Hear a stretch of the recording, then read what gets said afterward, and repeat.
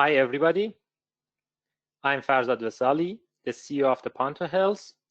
I would like to thank and welcome you to join the first technical webinar in PANTOhealth. What do? We are focusing on Pantograph and Catenary.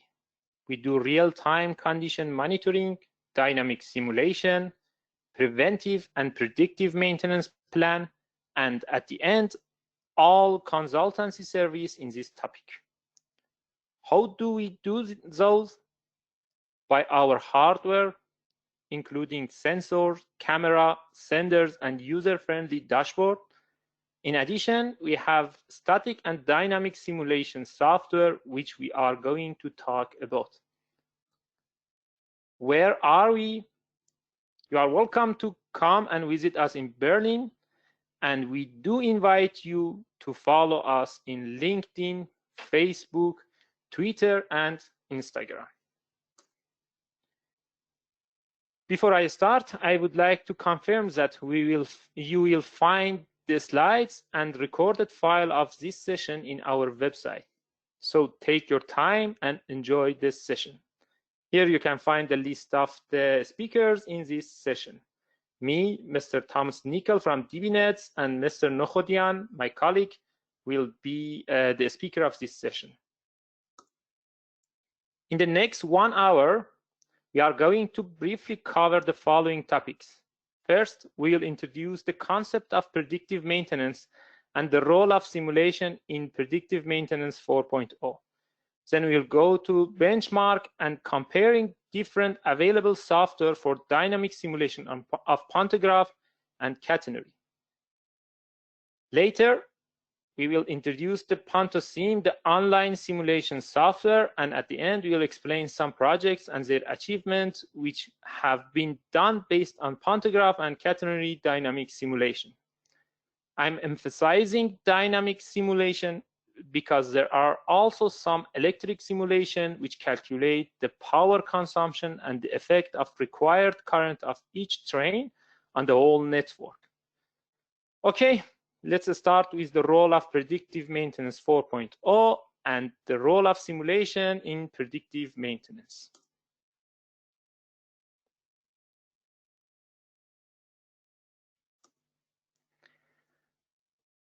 I would like to start with a viral 4.0 concept. 4.0 means fourth generation. You definitely have heard Industry 4.0 a lot, but that's not all. We have Finance 4.0, Administration 4.0, Quality 4.0, Logistic 4.0, Management 4.0, even Bio 4.0. In PANTOhealth, we are focusing on Maintenance 4.0, and today we want to talk about the advantage of Pantograph Catenary simulation and its relation with what we are doing.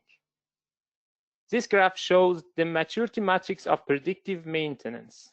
The most primitive maintenance, or generation 1, is visual inspection, when you send your technicians to check all components visually. Second generation is instrument measurement, when you use some sensors or machines to check the condition of the assets. In rail industry, a measurement trains once in a while will run to measure some features of the line and inspect if there is any problem, which this is also on second generation of the maintenance. The third generation of the maintenance is real-time monitoring. It means you have sensors on every train, and they keep sending you live data. The final generation of maintenance so far is Predictive Maintenance 4.0. In predictive maintenance, you leverage the power of algorithmic analysis and machine learning on data acquired by sensors to predict problems and best time and type of maintenance action. Conceptually, in our industry, this will reduce the maintenance costs and prevent many disasters to happen, which eventually increase railway reliability. So far, many developed countries are experimenting with third generation products or real-time condition monitorings, and fortunately, most of new fleets are equipped with plenty of sensors to collect data from both trains and infrastructure. Now let's start to talk about main topic, which is simulation in engineering. The simulation means predicting based on calculation. It means you have plenty of information about your system and loading condition. You can model your system, therefore you can say the simulation gives you the power of predicting. Before computer era, our power of prediction was limited to analytical solution. It means only behavior of simple systems was predictable, like the buckling force of the column. Thanks to the significant power of the computation provided by computers, nowadays more complicated models like Pantograph and Catenary can be solved or simulated. However, we have a variety of simulation methods. Simulation methods refer to the method we use to convert a complicated system to many simple systems which are understandable by computers. The result of simulation in the response of your system is the response of your system to different loading conditions. The result of simulation is to find different parameters or variables of your system under different loading conditions. In this case, the result of simulation will be used for design optimization, performance validation, or operating improvement.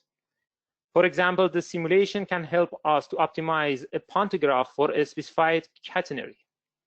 They evaluated the performance of another type of pantograph with the designed catenary. The mentioned points are the main advantage of the simulation in pantograph and catenary. Now suppose that your model is able to simulate the effect of different defects in the results. I mean, you are able to model your system with some common defects in the catenary, like missing droppers or tension reduction. Each result is correlated with one defect. In this scenario, your synthetic data is comparable to the field measurement of real-time monitoring. You can compare the results and find the defects in the line. In fact, the results of simulating the catenary with defect can be added to the collected data from real-time monitoring to feed your predicting engine.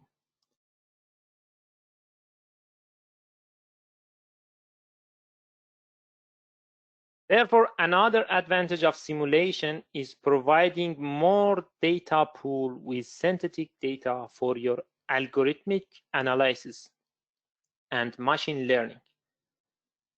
Your predicting machine should be learned with appropriate data sets in a way that the machine can find the correlation between cause and effects.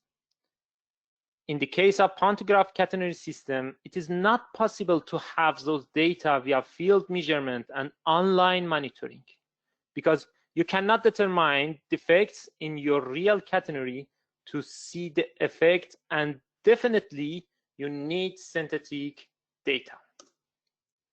I would like to pass the microphone to my colleague Morteza to explain more about the synthetic data and real data.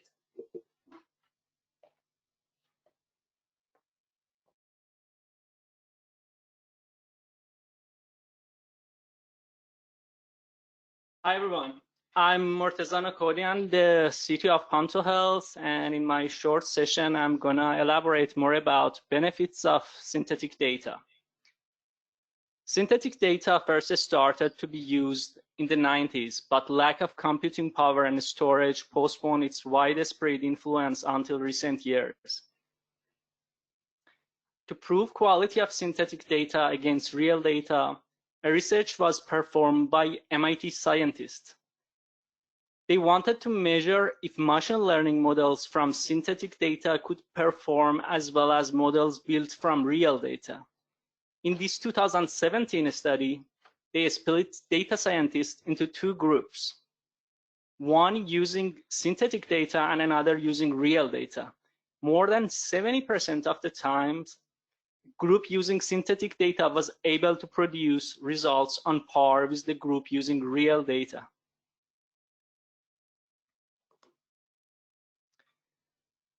Synthetic data can be generated to meet specific needs or conditions that are not available in real data. For example, data with usage constraints due to data privacy rules, GDPR, or other regulations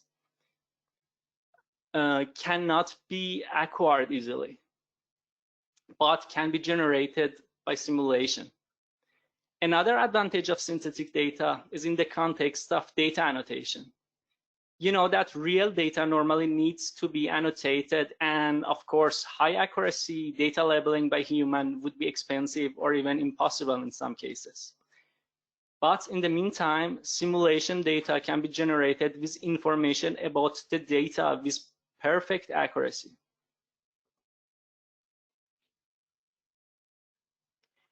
Another important thing I'd like to mention is once an initial synthetic model or environment has been established, it's easy to generate lots and lots of data. It will just depend on your computing and storage power. It is as well fairly easy to modify the synthetic environment and generate more and more data with different conditions. Overall, I would say the biggest advantage of synthetic data over real data is having humongous amounts of data on a very, very cheap price. Here I'd like to mention an interesting use case, Waymo, that was formerly named the Google self-driving car project, that have been relying on simulations to create millions of hours of synthetic driving data to train their algorithms. They are simulating 3 million of driving per day. As well, for testing the cars, they have tested their autonomous vehicles by driving 8 million miles on real roads, plus another 5 billion miles on simulated roadways.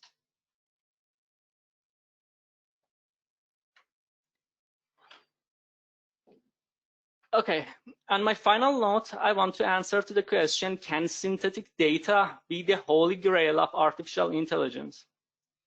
So the role of synthetic data in machine learning is increasing rapidly. This is because machine learning algorithms are needed to be trained with an incredible amount of data, which could be difficult to obtain or generate without synthetic data. Many experts or many tech experts believe that synthetic data is the key to democratizing machine learning and breaks the monopoly of giant data owners.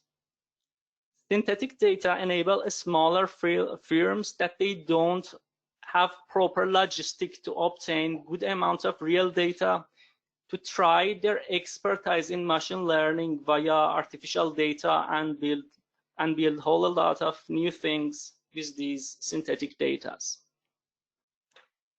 So that was about my session, and I'll pass the mic back to Farzad. Thanks a lot for listening.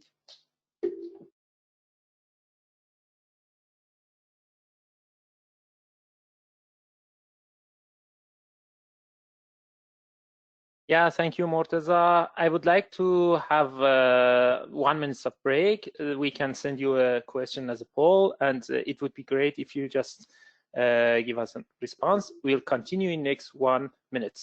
Thank you.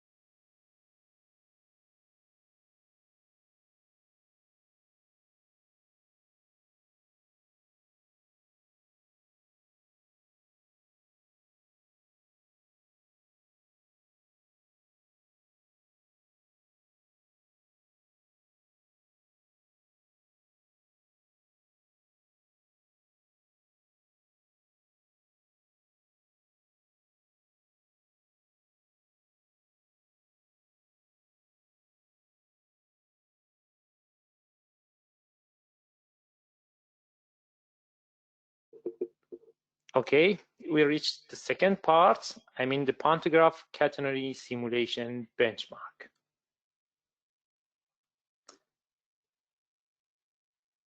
In the previous session, I explained the advantages of modeling and simulation of pantograph and catenaries. Also, it's a bit complicated. No worry, you don't have to do it yourself. There are several pantograph catenary simulation, and you can see a short list of them here.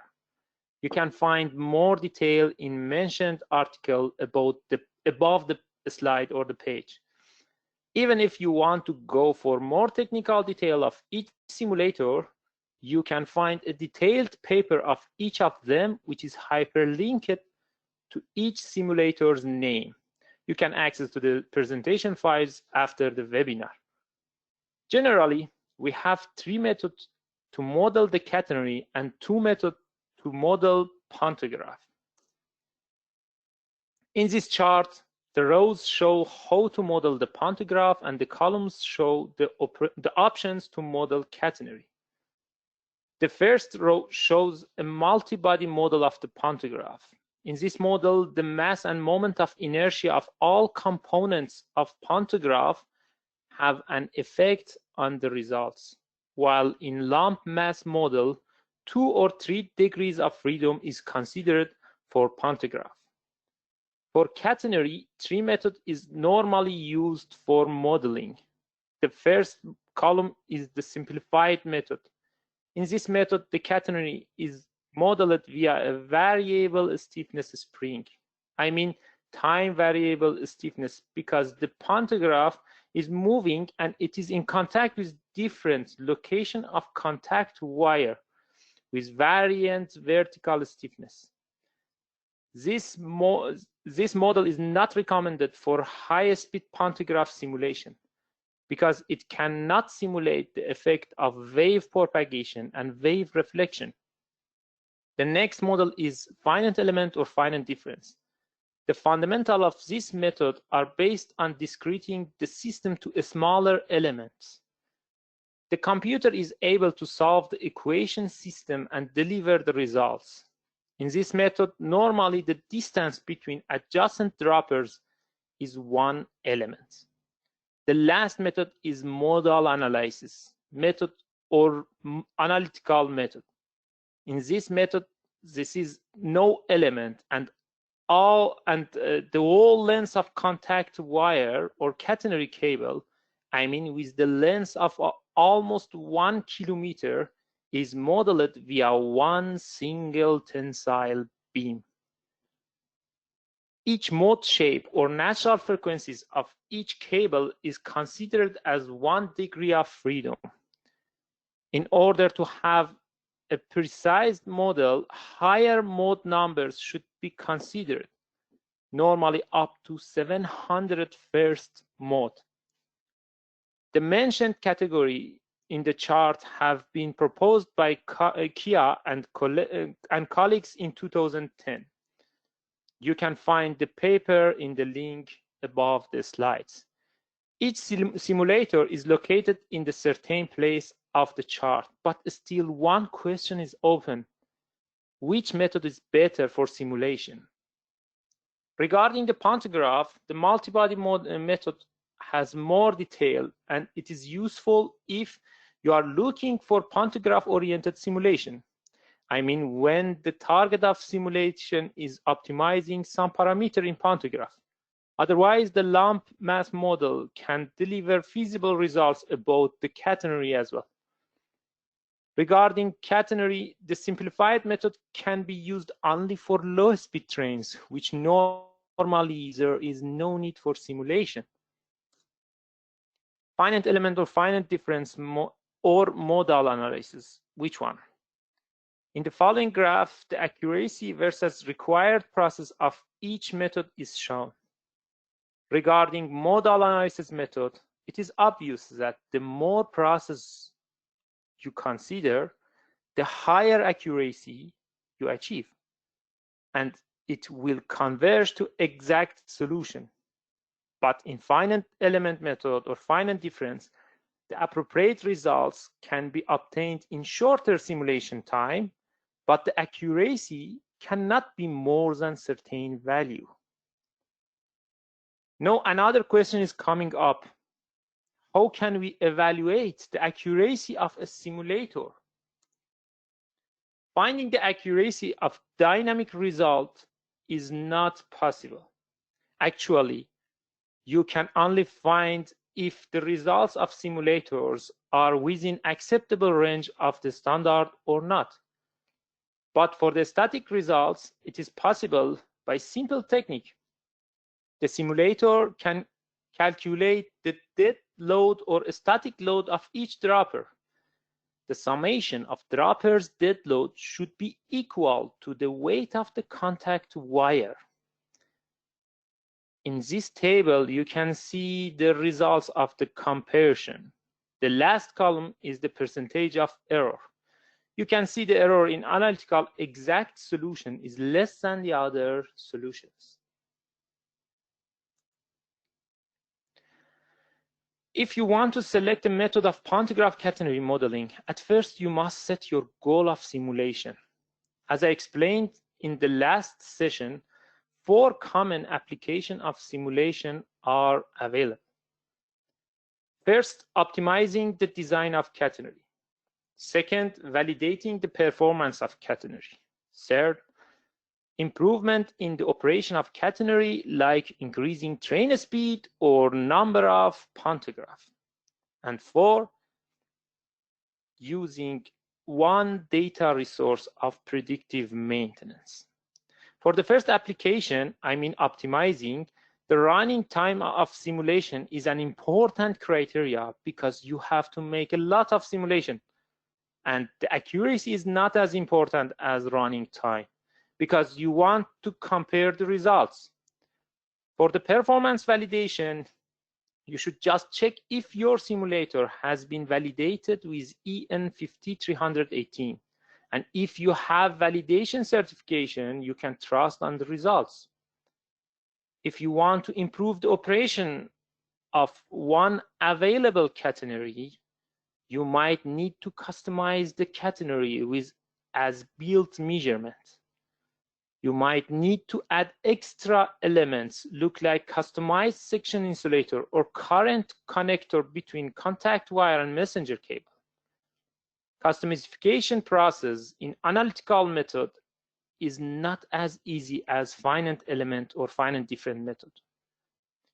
In the use case of predictive maintenance, the method should be able to model defects in the catenary and pantograph. Modeling some defects are possible for both methods, like added mass to the catenary or problem in suspension system of the pantograph. But some defects, like missed dropper in catenary or missing tension in cables, can be modeled only by analytical model. I would like to continue with nonlinearity in catenary. If I want to explain the nonlinearity, I will take this example. Suppose that you can exchange 1 apple with 2 coins, but if you want to exchange 3 apples, you will receive 3 coins. With a linear mindset, it is a cheating. Another example, suppose that you can buy an apple with 2 coins, but if you want to sell them, no one would pay anything for it. It is not fair, but it is exactly what droppers do in the catenary. That are 2 main features about nonlinear systems that everyone should take in mind. First, nonlinear systems are not predictable, neither based on calculation nor based on experience. If I want to emphasize on this point, I would rather to say that the governed equation on weather is strongly nonlinear, and you can see that how much unpredictable the weather is. The second term is initial condition. The result of nonlinear system is highly dependent on the initial condition. Even a small change in the initial condition can make a significant change in the results. Let's find the nonlinear component of the catenary. Suppose that you have a long tensile cable and you apply vertical force to it and measure the displacement as the delta. The force displacement curve would be like this figure. But when the order of your is few centimeter and the length of your cable is few hundred meters, you will be in linear zone of the cable definitely. Therefore, the messenger cable, contact wire, or even stitch wire are all linear in the model of the catenary. One fact makes droppers nonlinear, that are rigid in tension but totally flexible in compression. This fact is called slackening or buckling. These are few approaches to consider this fact. For example, PROSA and SWJTU have ignored this totally. Most of the simulators have considered zero force in compression, and someone like Candy and SPOPS. PantoCat considers a smaller stiffness in the compression, and PantoSim used the buckling theory for modeling the droppers. The PantoSim supposes that each dropper can tolerate certain amount of compression force depends on its length and bending stiffness. This threshold is the maximum force in the first mode of buckling. So far we understood the tension cable are linear and the droppers are not linear. So what would happen for combination of those two components? Here is a simplified example. The cable alone have a stiffness of K. The slope of gradients, the slope or gradients of force displacement curve represents the stiffness. If the force F applies downward, the stiffness of the whole system would be 2K.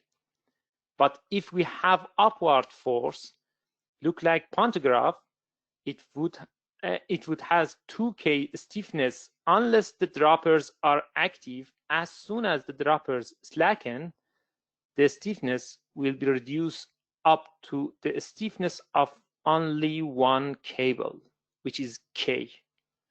So the nonlinearity of droppers can make the whole catenary nonlinear, like softening spring. It means the more upward deflection you have, the less stiffness you will see. This fact is not good in the case of multi-pantographs. It means if you have one pantograph, you might have 5 centimeter uplift. But if you add one similar pantograph, the deflection would be more than 5 centimeter. In particular, if you locate the new pantograph close to the previous one, because it will face to more deactivated droppers. In this graph, you can compare the elasticity of different catenaries in the Germany.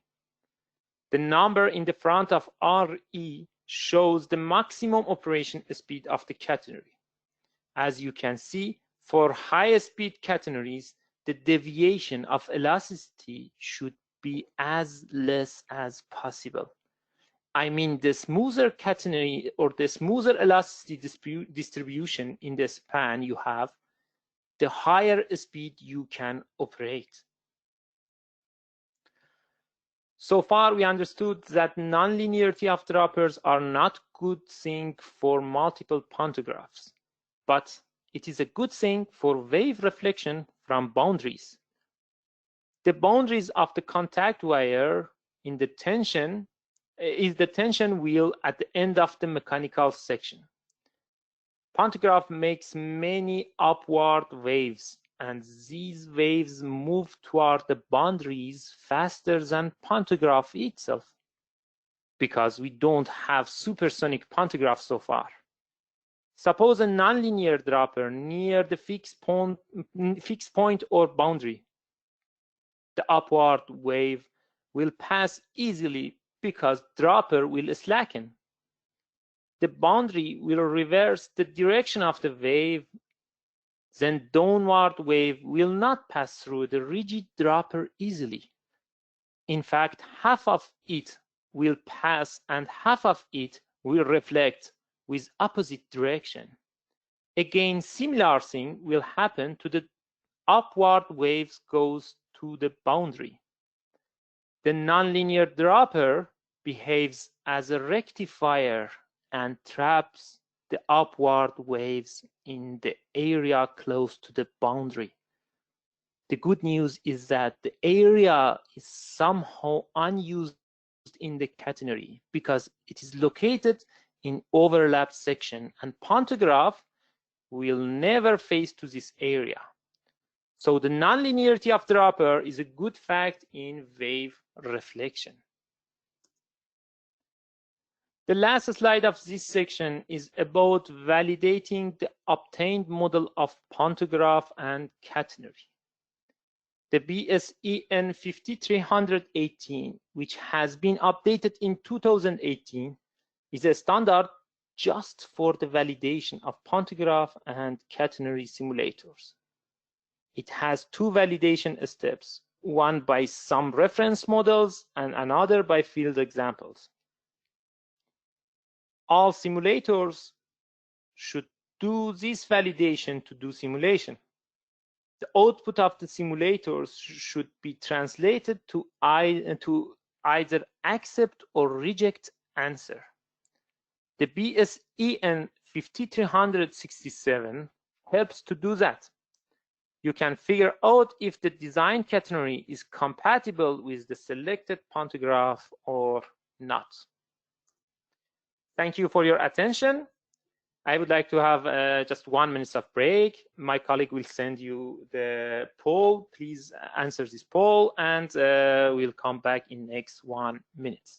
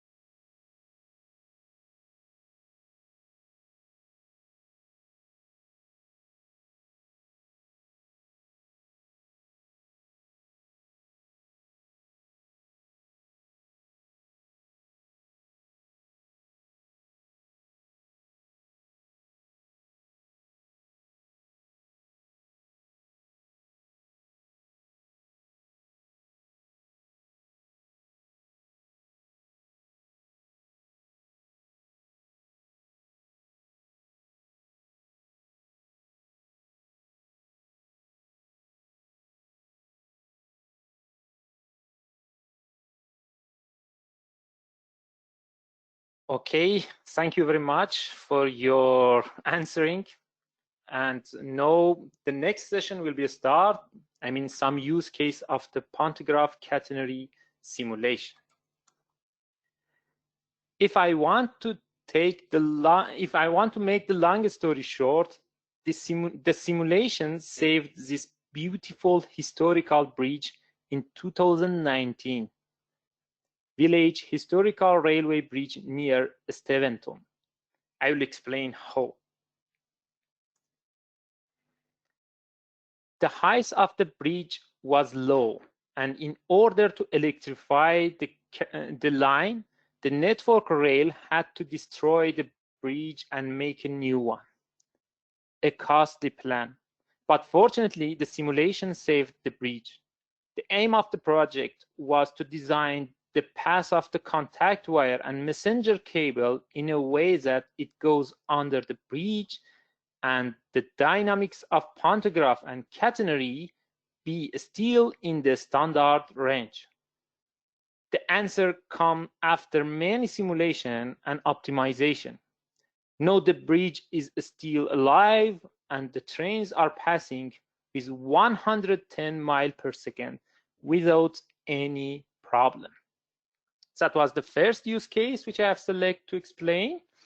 And here I would like to ask Mr. Thomas Nickel from DBNet. He can explain you some other use case of Pantograph Catenary dynamic simulation, and we'll enjoy it for sure.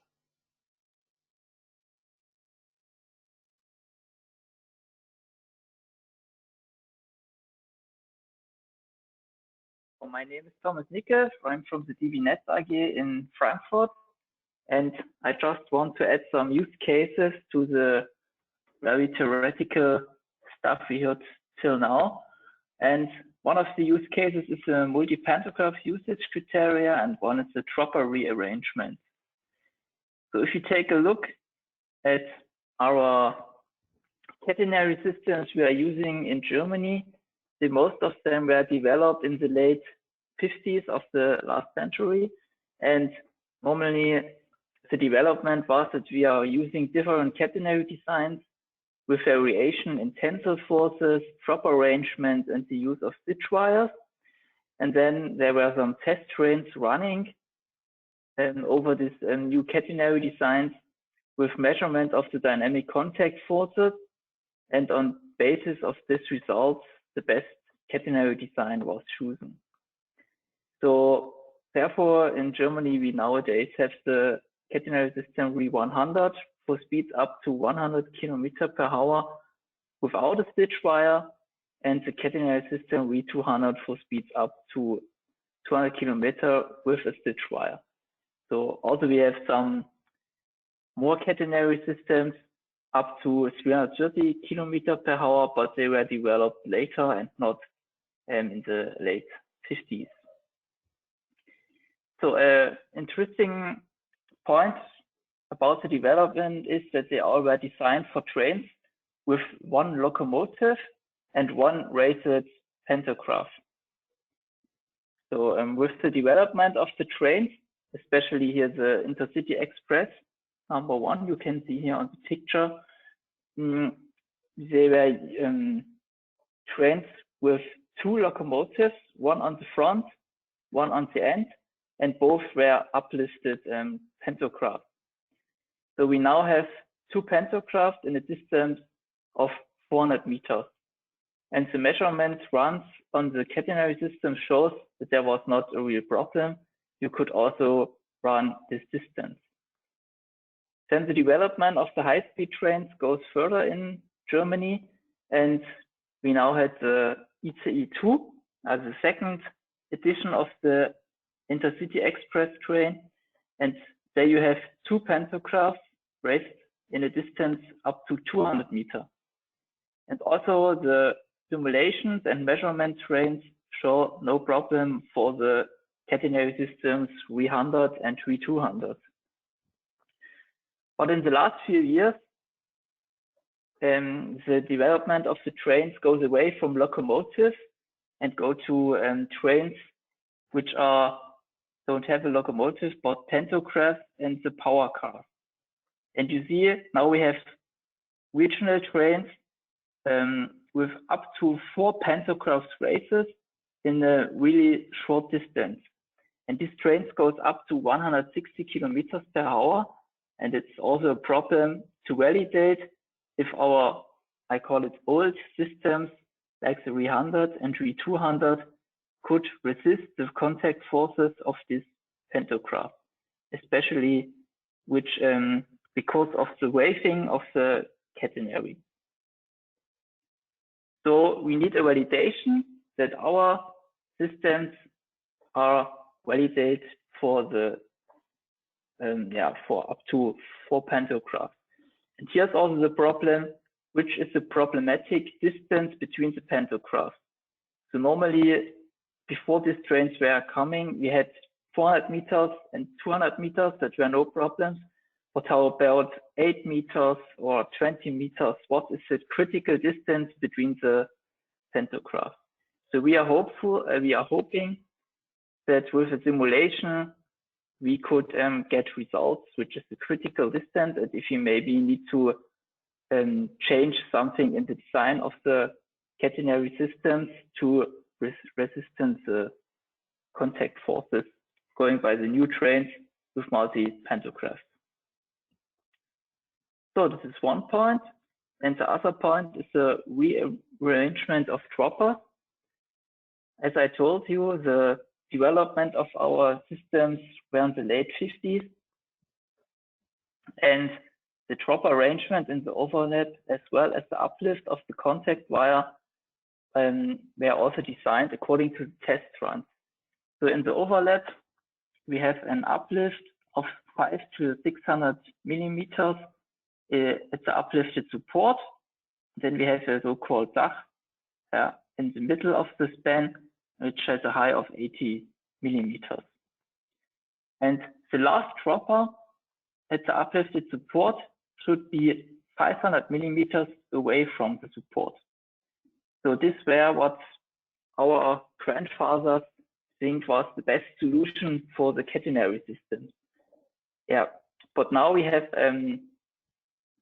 when we are looking at the built catenary systems, we often find that the last dropper in the overlap is not 500 millimeter away from the support, but it's in the support.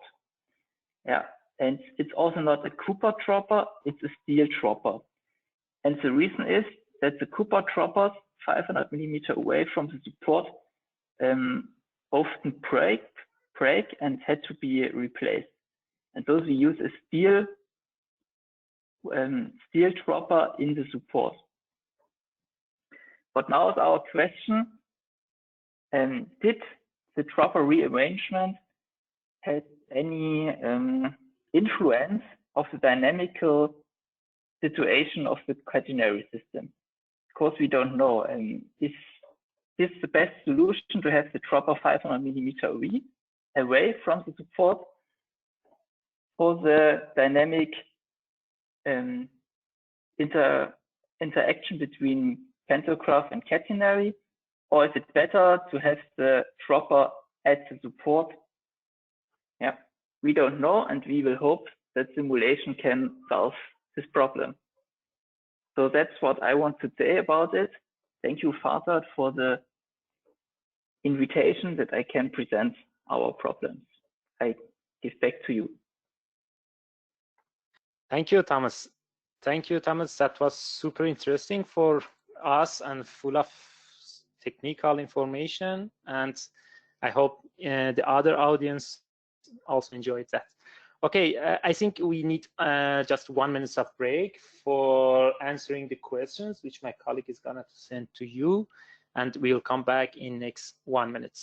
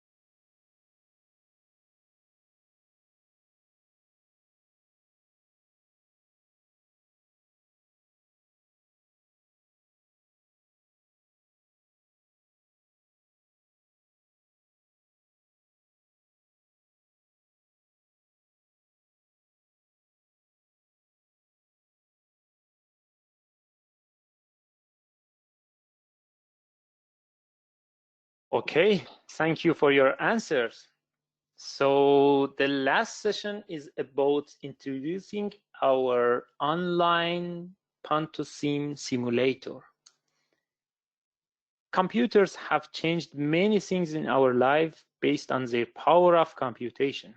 In general, by using computers, the factor of equipment reliability and maintenance, or ERM, has improved from 400 hours to 4,000 in the last 50 years. These hours show the required time between two maintenance intervals. Our vision is to make deep technical calculation accessible for every trained engineering. For this aim, we are developing a comprehensive web platform which provides simulation as a service and simulation on demand for infrastructure managers and maintenance providers. The engineer will input the technical data via a user-friendly web portal. Then the cloud infrastructure runs our robust analytical simulation engine. And at the last step, the result of the simulation presents in the interactive dashboard. Here you can see the login page. It is possible to set a different account with different permission for static or dynamic simulation for different users. You can see our comprehensive platform includes monitoring and maintenance management dashboard. In the Empowerment tab, we offer simulation service. If you press the simulation button, you have the option of choosing a new simulation or loading the recent project you have done in your account. If you start simulating a new catenary, you can select the predefined design of the catenary. If the new design is not in the simulation database, you can send a request for our specified catenary design. For example, if you select the catenary with a stitch wire, you can choose the standard design of the catenary. As an example, in Germany, RE160, RE200, RE200 modified, and RE250, and also RE330 are the catenaries with a stitch wire.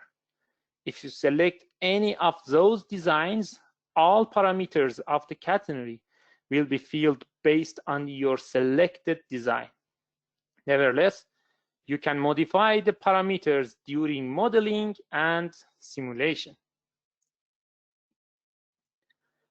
Overhead catenary system needs many parameters to be defined. Sometimes more than 100 variables should be determined for defining a catenary.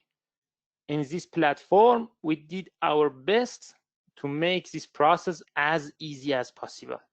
For this aim, the geometric parameter of each span are set in the appropriate points.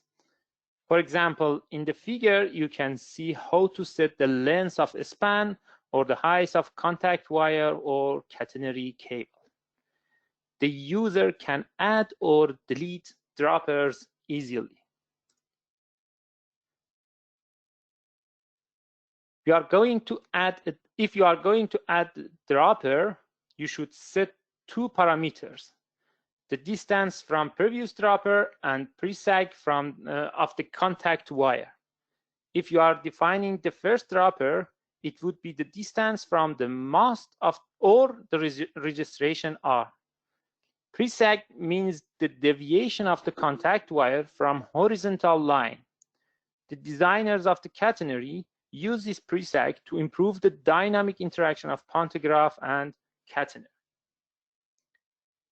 If the user wants to add a dropper, two parameters should be set, as I said above.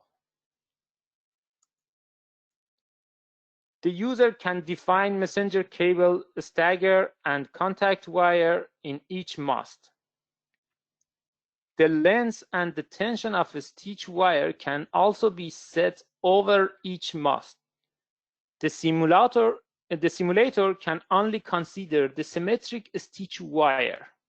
I mean, when the middle of a stitch wire is located over the mast. If you plan to place a stitch wire in a way that the midpoint is not located on the mast, you just request a new design of catenary.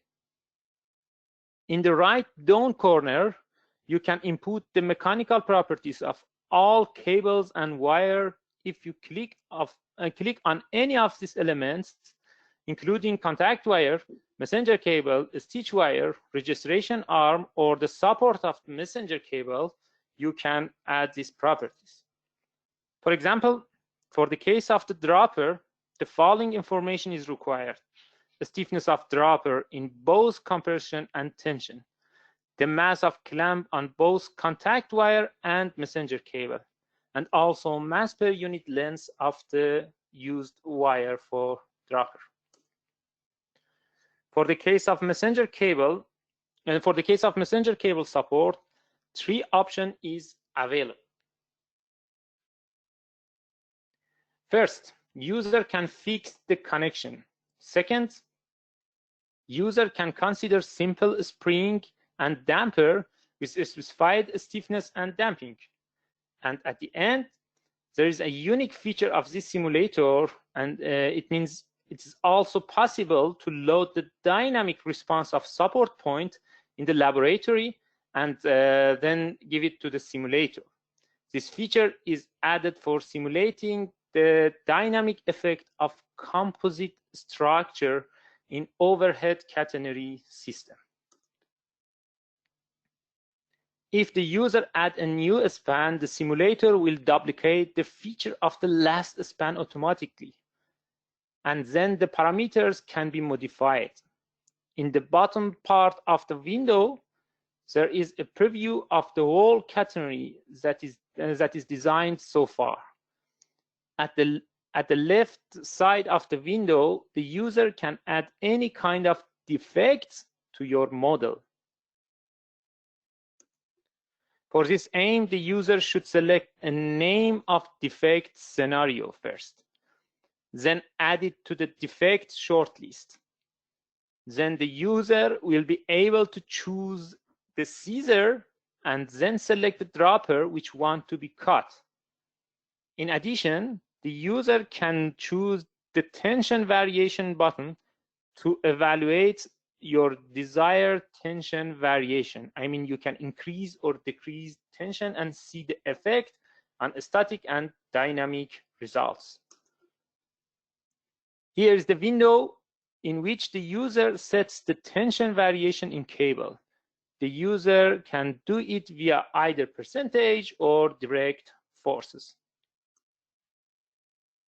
In the control menu, user can save, load, import, export, or even make a PDF report from the project. On the top right corner, you can find the calculate button. If the user presses the button, it takes 1 minute to finish the static calculation. The output of static calculations are: first, dropper's static force or dead load. Second, the elasticity of the catenary in dropper points. And third, the length of the dropper in our simulator, it would be distance between the axis of the messenger cable and axis of the contact wire. In this simulator, you can find dimension parameter in normal and defected catenary. It is obvious that the length of dropper is the same in all different defect scenarios. This fact is the hint of finding the form of catenary after defect. After all, it's time to go for dynamic simulation. Before that, be careful about the defect scenario which you have selected here, because the dynamic simulation will be done based on this scenario, not the other scenario. In the dynamic tab, you have to introduce the pantograph.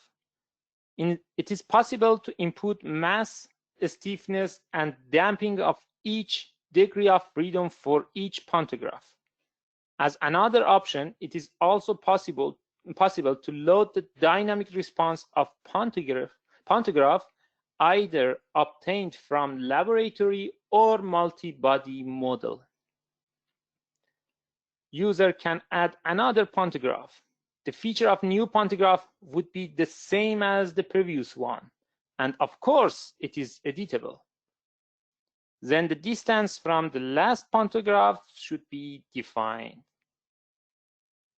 The last parameter to set is the speed of travel. Then just press calculate to run the simulator. At the end of dynamic simulation, the user will see the animation of moving train under catenary by pressing animation run. In the bottom part of the window, you will see the time history of displacement, velocity, acceleration, and contact force of the collector strip. If the user pressed the download button, the recorded video of simulation will be downloaded. Here you can see a sample of this video.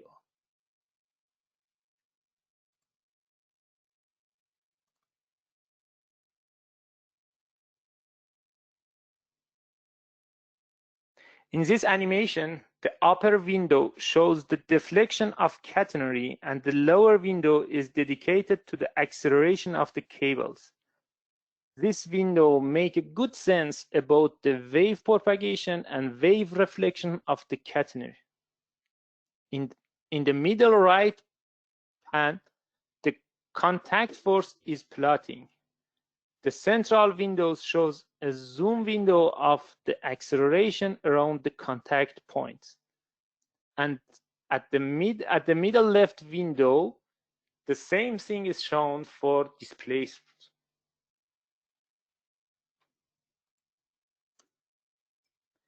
At the end of this part, I would like to go back to the first slide and ask your feedback about a couple of questions. First, I would like to know in which type of catenary do you want to do simulation? Without a stitch wire, with a stitch wire, compound catenary, or your own designed catenary? And second, do you want to collaborate with us to deploy your catenary in this platform? So my colleague will give you this poll to answer these questions, and it would be really great for us to have the answer of these questions.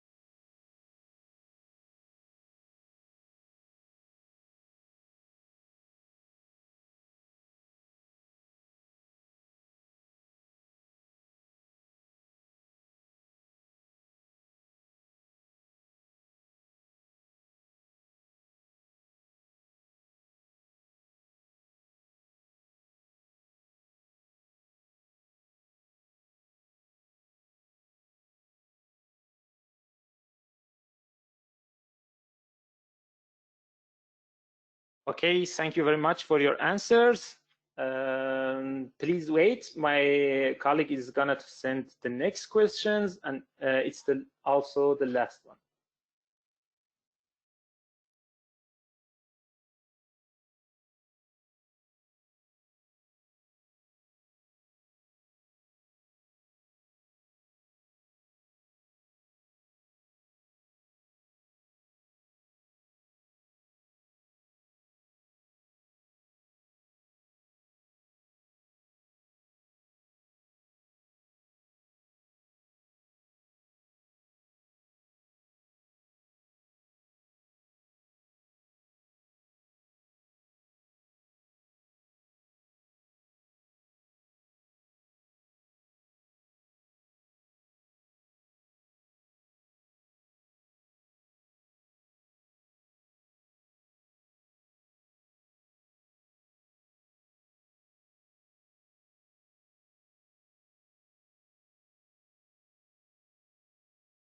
Thank you very much for your answers and for your time and consideration. As you can see, you can follow us in LinkedIn and to be aware of more events about Pantograph Catenary simulation and also other topics which we are going to cover in future. And in close, we will send you a survey about on your email. We do appreciate you if you just make a few minutes and just fill it and send it to us. Thank you again, and have a nice day.